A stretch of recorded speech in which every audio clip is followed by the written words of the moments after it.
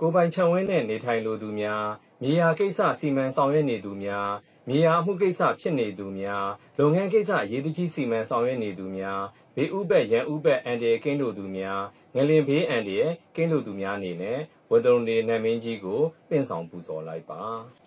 အဲ့တော့မြတ်စွာဘုရားရှင်ပွင့်တော်မူတဲ့အောင်ခြင်းရှိပါရဲ့ကမန္တကိုအောင်ခြင်းမှာဝတ္တုံဒီနတ်မင်းကြီးဟာအဓိကဇတ်ဆောင်သလိုက်နေအောင်ပါဝင်ပါတယ်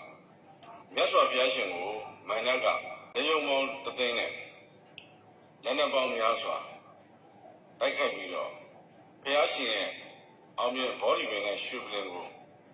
လူယူဖို့အတွက်တိုက်ခိုက်စီမံတဲ့အခါမှာလက်နက်မိုးမိကြီးမိုးနော်ပြာပုံမိုးအစရှိရာဖြင့်အဲ့လိုပြင်းပြင်းထန်ထန်တိုက်ခိုက်ဖျက်ဆီးပြီးဘုရားရှင်ရဲ့ပလင်တော်ကိုလူယူဖို့ကြံစည်တဲ့အခါမှာမြတ်စွာဘုရားရှင်ဟာဘုံမိယနော်မူဒရာဆိုပြီးတော့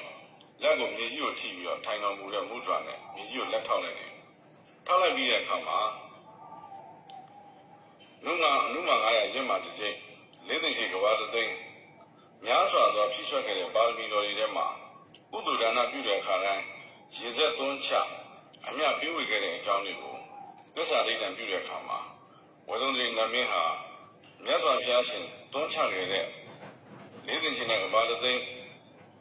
နုမ900ရင့်မှာတစ်ချိန်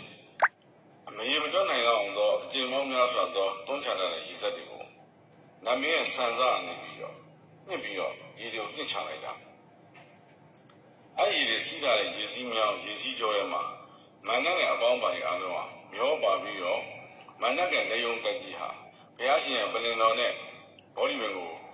မလူယူနိုင်တဲ့အပြင်ရှုံးနေပြီးတော့အဝေးကိုလွှမ်းမြောင်းပြောက်ွယ်သွားတယ်အတိမန္တမင်းရှုံးနေသွားတဲ့အကြောင်းကအောင်ကြီးရှိပါရဲ့ထင်ရှားတဲ့အခန်းကဏ္ဍတစ်ခုဖြစ်ပါဝင်ပါတယ်ဒါကြောင့်မလို့ကိုပိုင်ခြံဝင်းနဲ့နေခြင်းသူများမြေယာကိစ္စစီမံဆောင်ရွက်ခြင်းသူများမြေယာမှုကိစ္စဖြစ်နေသူများလုပ်ငန်းကိစ္စအရေးကြီးဆောင်ရွက်နေသူများဘေးဥပရန်ဥပအန်ဒီကင်းကျင်သူများငလင်ဘေးကင်းဝေးခြင်းသူများအနေနဲ့